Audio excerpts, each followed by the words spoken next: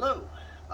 So this video is about why don't we just practice empty hand kata or forms with weapons, and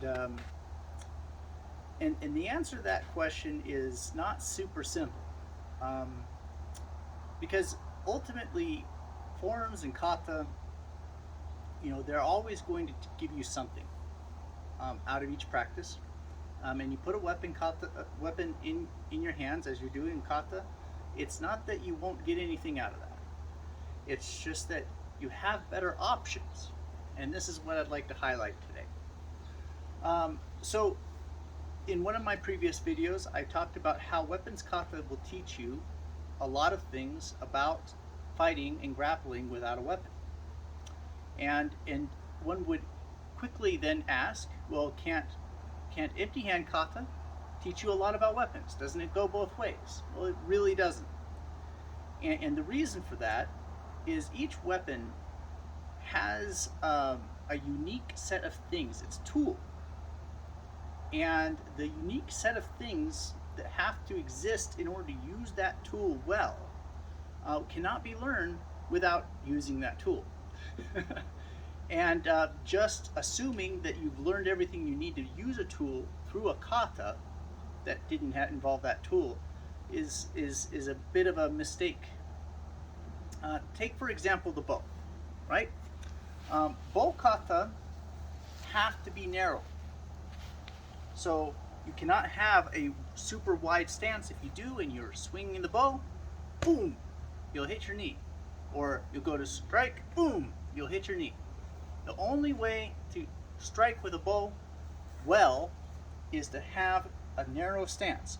And because the bow is 6 feet long and comes from a lineage of pole arms, it is best to have a relatively long stance to be able to control the weapon. Now, when we're fighting empty hand, I can be like this. We can fight like this, and I can have a wide stance depending on what I'm doing and how I'm throwing it, right? But a weapon, those same motions will cause the weapon to hit me or to destabilize my base. Additionally, there are things about the way that you grip, like having the palm behind it all the time, like being able to move up and down a bow so that you can use its length. These are all things that are very fundamental to bow, but a lot of people, when they start doing empty hand kata with a bow, they just stay right here and they move, and they're not learning anything really about how to make full use of the weapon and its length and how to work in a stance. It'd be kind of like somebody practicing Naihachi Shodan and then grabbing a foil and expecting to be able to fence. It doesn't work like that. But a person who's been fencing might know a thing or two about fighting without a foil, because it's going to teach a lot about hip movement. It's going to teach a lot about redirecting. So weapons teach about things that aren't involving the weapon, but things that aren't involving the weapon don't teach about the weapon. Let's consider a couple other options. The eku, for example, is a literal bodor. And you're not going to learn how to use a bodor by boxing.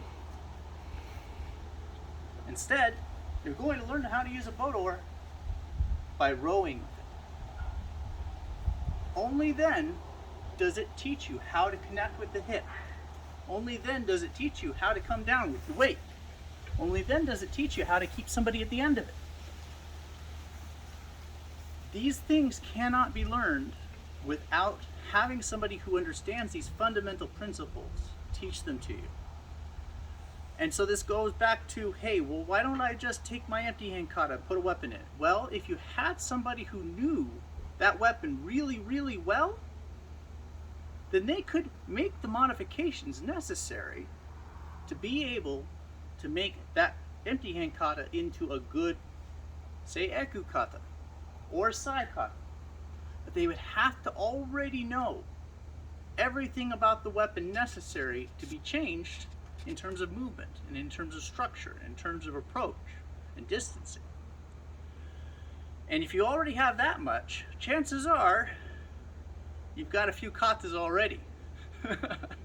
So this goes back to what I was saying. If you want to learn a weapon, how do you go about it? Do you take a weapon and just start trying to use what you already know?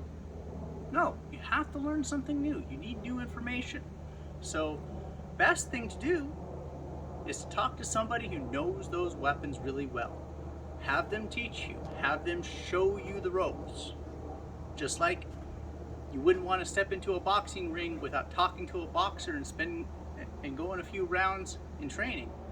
The same thing is true with weapon. You don't want to pick up a weapon and start swinging it around, especially a nunchaku or, for God's sake, a sai. You'll hurt yourself. Even a bow, you can hurt yourself with.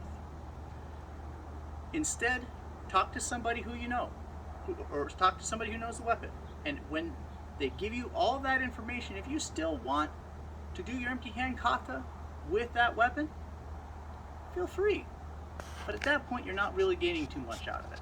You've already been taught those principles and probably been taught weapon kata specifically made for that weapon that will teach you those principles. There is the consideration for people who do not have access to a weapons instructor. And in today's day and age, that's less and less because now we have weapons instructors who are doing online classes. Highly recommended. Better than nothing.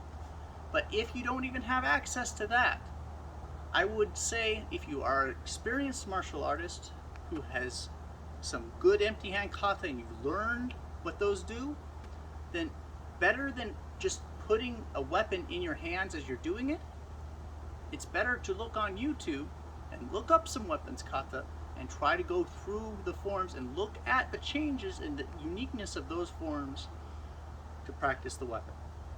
Again, this isn't ideal, and I would only recommend it to experienced martial artists that they go online and try to learn the kata from a video.